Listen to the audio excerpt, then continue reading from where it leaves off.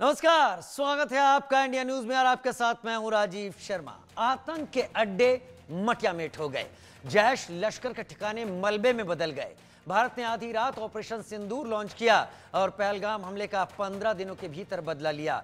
पाकिस्तान की सीमा के 100 किलोमीटर अंदर तक हिंदुस्तान की मिसाइलों ने आतंक के अड्डों को पूरी तरह तबाह और बर्बाद कर दिया। भारत की सेना ने पाकिस्तान में आतंक के 9 अड्डों पर हमला किया, जहां भारत के खिलाफ साजिश रची जाती थी, जहां आतंकियों को ट्रेनिंग दी जाती थी, आतंकियों को पनाह मिलती थी, जहां पर भारत में हमले की प्लानिंग होती थी। संदेश साफ था, अगर भारत के खिलाफ साजिश रचोगे, भारत में हमला करोगे तो घर में घुस कर मारेंगे, एक भी आतंकी नहीं बचेगा, आतंक को जड़ से खत्म करेंगे। लेकिन भारतीय सेना ने कैसे आतंक की लंका को जलाया, कहां कहां हमला किया, पहले इस पर एक रिपोर्ट देखिए, इसके बाद चर्चा को आगे बढ़ाएंगे।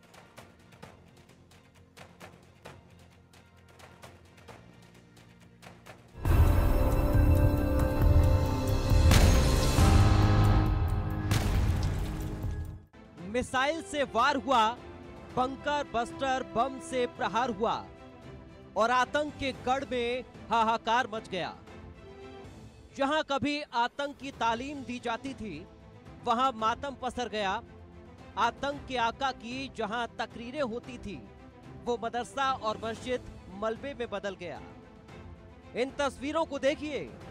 ये तस्वीर पाकिस्तान के बहावलपुर की है, जहां जैश का हेडक्वार्टर था। यहां पर मौलाना मसूद अजहर आतंक के सपनों को तैयार करता था। यहीं पर भारत के खिलाफ साजिश रचता था, यहीं पर आतंकियों को ट्रेंड करता था। लेकिन भारतीय सेना ने देर रात आतंक के हेडक्वार्टर को तबाह बर्बाद कर दिया। इतने बम मारे कि जैश का ठिकाना धुआं धुआं हो गया। गज सुभान अल्लाह। भावलपुर ये इंटरनेशनल बाउंड्री से 100 किलोमीटर दूर है। जैश ए मोहम्मद का मुख्यालय था। यहाँ पर रिक्रूटमेंट, ट्रेनिंग व इंडॉक्ट्रिनेशन का केंद्र भी था। शीर्ष आतंकी अक्सर यहाँ आते थे।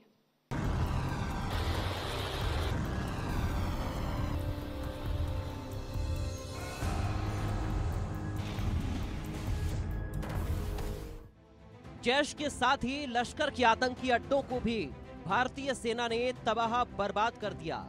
ये तस्वीरें पाकिस्तान के मुरीदके की हैं, जहां मस्जिद में लश्कर का कैंप था। यहीं पर आतंकियों का जमावड़ा लगता था। हाफिज सईद यहीं पर आतंक की तालीम देता था। यहीं पर मुंबई हमले की भी साजिश रची गई थी। लेकिन आधी रात आतंक का यह अड्डा भी गड्ढे और मलबे में बदल गया। बंकर बस्टर बम से आतंक का ठिकाना चकनाचूर हो गया। के यह आईबी से 18 से 25 किलोमीटर दूरी पर है। 2008 के मुंबई हमले के आतंकी भी यहीं से प्रशिक्षित हुए थे। अजमल कसब व डेविड हेडली भी यहां ट्रेन हुए थे। भारतीय सेना ने आतंक के अड्डों को चुन चुन कर निशाना बनाया। 9 आतंकी अड्डों पर एयर स्ट्राइक की। इन 9 टारगेट में से 4 पाकिस्तान में भावलपुर, मुरीदके, सियालकोट और 5 पीओके में मुजफ्फराबाद, कोटली, बाग, भिंबर, चक अमरू थे। इनमें मरकज सुभान अल्लाह बहावलपुर जैश ए मोहम्मद का सबसे महत्वपूर्ण ठिकाना था। मुजफ्फराबाद यह एक जैश ए मोहम्मद का स्टेजिंग एरिया है। यह हथियार, विस्फोटक और जंगल सर्वाइवल ट्रेनिंग का केंद्र भी था। गुलपुर कैंप कोटली यह एलओसी से 30 किलोमीटर दूर था। लश्कर ए तोयबा का बेस था, जो रजौरी, पुंछ में सक्रिय था। 20 अप्रैल 2023 को पुंछ में और 9 जून 2024 को तीर्थ यात्रियों के बस हमले में यहीं से आतंकी को ट्रेन किया गया था। ऑपरेशन सिंदूर के जरिए भारत ने आतंकियों को मिट्टी में मिलाया। मोदी और भारतीय सेना ने एक बार फिर साबित कर दिया, देश उन पर क्यों अभिमान करता है, गर्व से उनकी तरफ देखता है, क्यों उनके हाथ में खुद को सुरक्षित महसूस करता है। Bureau report, India news.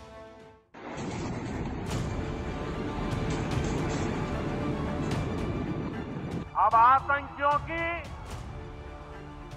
बची खुची जमीन को भी मिट्टी में मिलाने का समय आ गया है। इसी के साथ रुख कर रहे हैं इस वक्त आ रही बड़ी खबर का, जहां पर ऑपरेशन सिंदूर पर बड़ी खबर। डॉक्टर एस जयशंकर ने स्पेन के विदेश मंत्री से बात की है। आतंक के खिलाफ एक्शन के बारे में बताया। विदेश मंत्री एस जयशंकर ने एक्स पर यह जानकारी दी कि मैंने जोसे मैनुएल अल्वारेज से बातचीत की है। भारत लगातार इस एक्शन के बाद विदेश में बैठे हुए विदेशी सरकारों के बड़े प्रतिनिधियों को अपने इस ऑपरेशन के बारे में विस्तार से जानकारी दे रहा है। और इसके पीछे वजह क्या रही, इसके पीछे भारत ने क्या टारगेट्स तय किए, इसको लेकर भारत ने क्या स्ट्रेटेजी बनाई, उसमें भारत सीधे सीधे आर्मी इंस्टॉलेशन को छोड़ते हुए अभी केवल terror launch pad, terrorist activities के हब तक सीमित रहा है। लेकिन अगर पाकिस्तान कोई मिस एडवेंचर करता है तो ये एक वॉर में तब्दील हो सकता है। लेकिन अभी भारत पहला वार कर चुका है।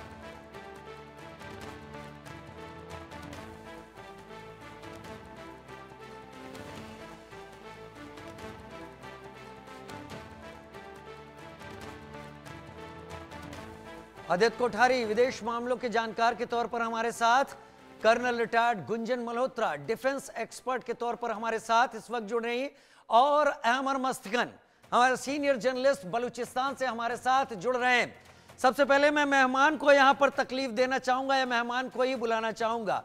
अहमर मस्तगन बेबाक बातचीत के लिए जाने जाते हैं और हमेशा अपनी बात रखते रहें। अहमर मस्तगन, पहला आपको मैं सवाल देता हूं, और सवाल ये कि कल भारत की एयर स्ट्राइक के बाद आप उसको किस तरीके से देखते हैं? पाकिस्तान तो कह रहा है कुछ नहीं हुआ, लेकिन वो ये भी कह रहा है कि हम इसका बदला लेंगे। यही तो मजाक है ना पाकिस्तान का, जब कुछ नहीं हुआ तो आप उसका बदला क्यों लेंगे? उनकी लॉजिक नहीं है ना भाई, आप खुद समझ सकते हैं। अब आप देखें कि ये लोग कितने बेवकूफ़ हैं कि अपने हमसाये के साथ, बड़े हमसाये के साथ, बजाय अच्छे ताल्लुक़ रखने के ये उनके साथ दुश्मनी कर रहे हैं रोज़ अव्वल से। देखिए ये जो पाकिस्तान है ये फेल्ड ब्रिटिश प्रोजेक्ट है। ये failed British project Winston Churchill एक थे, दूसरा लॉर्ड ज़ेटलन जो आपके वेस्ट बंगाल में रहे थे गवर्नर और बाद में वो सेक्रेटरी ऑफ स्टेट रहे थे, और लॉर्ड माउंटबेटन, इनका फेल्ड प्रोजेक्ट है। ये पाकिस्तान नाम जो है आपको मालूम है ये डिक्शनरी में मौजूद भी नहीं था 90 साल पहले तक, 100 साल तक।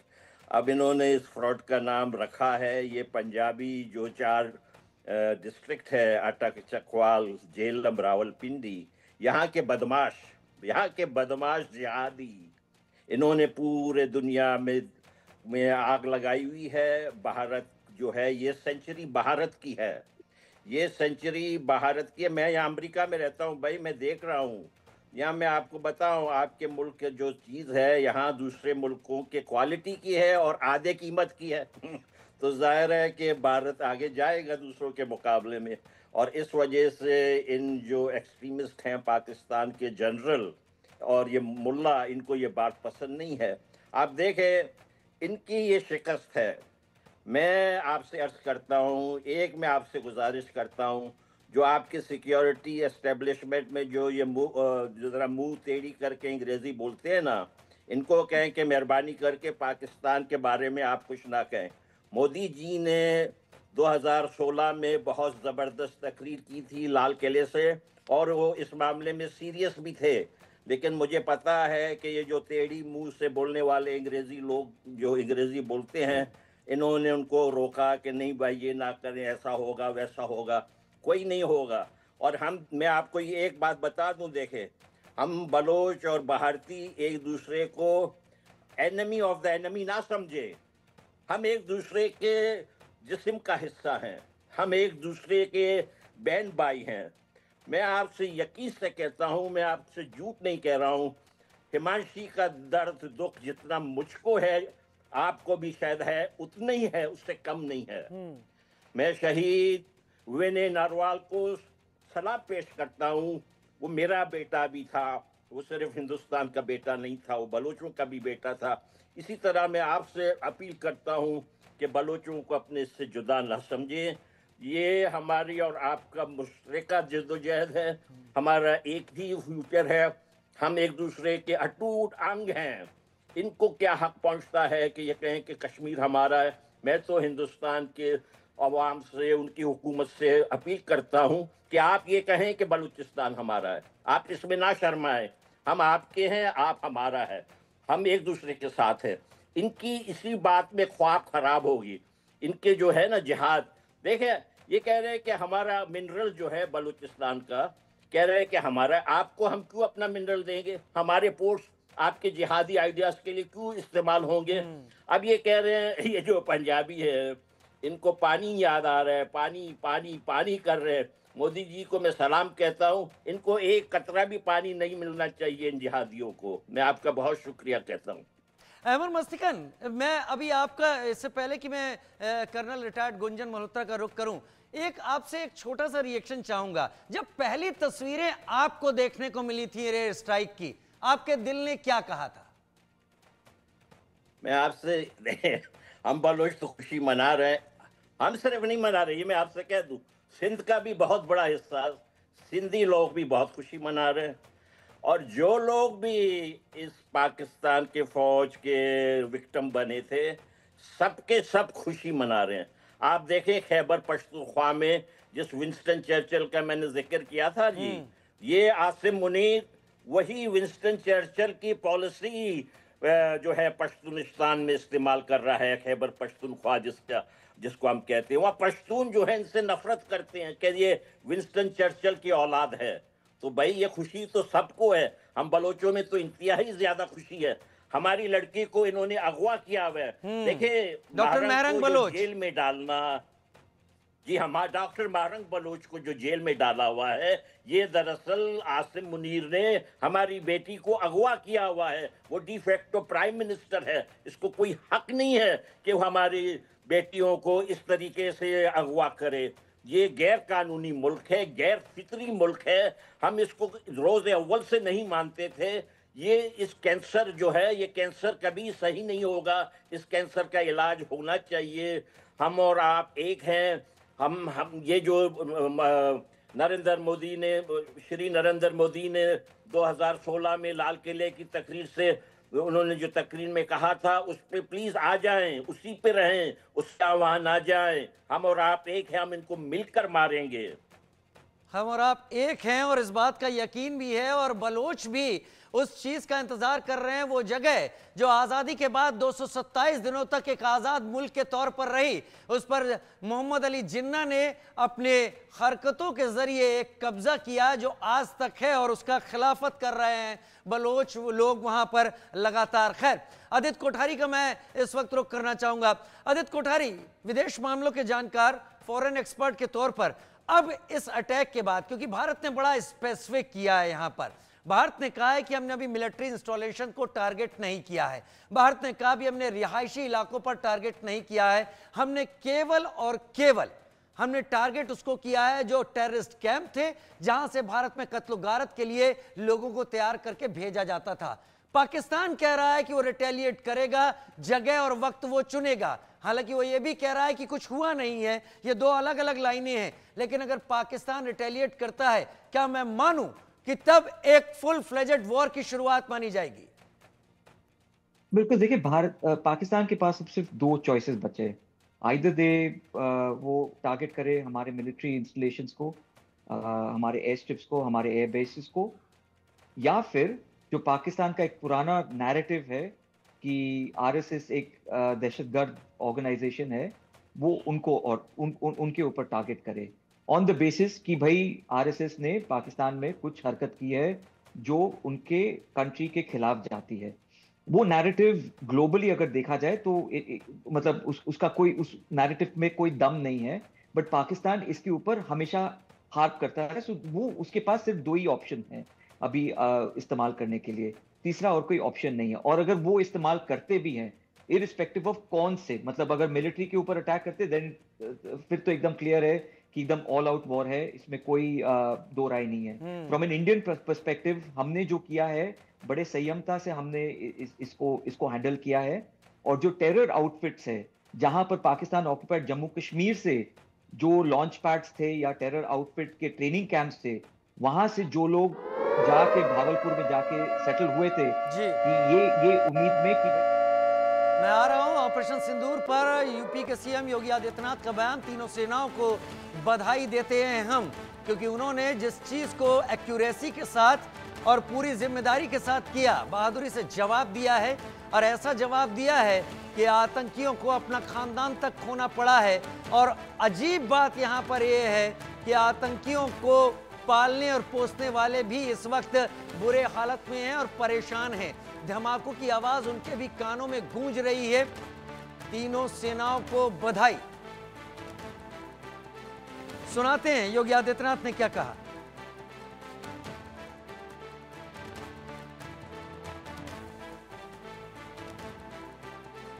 से पहले मॉक ड्रिल कार्यक्रम में भारत माता के महान सपूतों तीनों सेनाओं के द्वारा देश के गौरव को आगे बढ़ाते हुए पहलगाम की आतंकी घटना का जिस बहादुरी के साथ कल रात्रि को जवाब दिया गया है, इसके लिए तीनों सेनाओं के साथ ही देश के यशस्वी प्रधानमंत्री जी का हृदय से अभिनंदन करते हुए उत्तर प्रदेश की जनता जनार्दन की ओर से तीनों सेनाओं को और पूरे देशवासियों को हृदय से बधाई देता हूं और पहलगांव में अपने परिवारजनों को खोने वाले उन सभी परिवारों के प्रति संवेदना व्यक्त करते हुए दिवंगत आत्माओं के प्रति भी अपनी विनम्र श्रद्धांजलि अर्पित करता हूं। बहनों और भाइयों, ऑपरेशन सिंदूर उन बहन और बेटियों के प्रति प्रधानमंत्री मोदी जी और देश की सेना की एक संवेदना है। जिन लोगों ने भारत की बहन और बेटियों के सिंदूर को छीनने का दुस्साहस किया था, कल की स्ट्राइक में उन्हें अपना खानदान खोना पड़ा है। और दुश्मन के काराना हरकतों का जवाब ये नया भारत इसी मजबूती के साथ देगा। यह प्रधानमंत्री जी ने पहले दिन ही देशवासियों को आश्वस्त किया था और कल की घटना में एक बार फिर से नए भारत ने यह साबित भी किया है।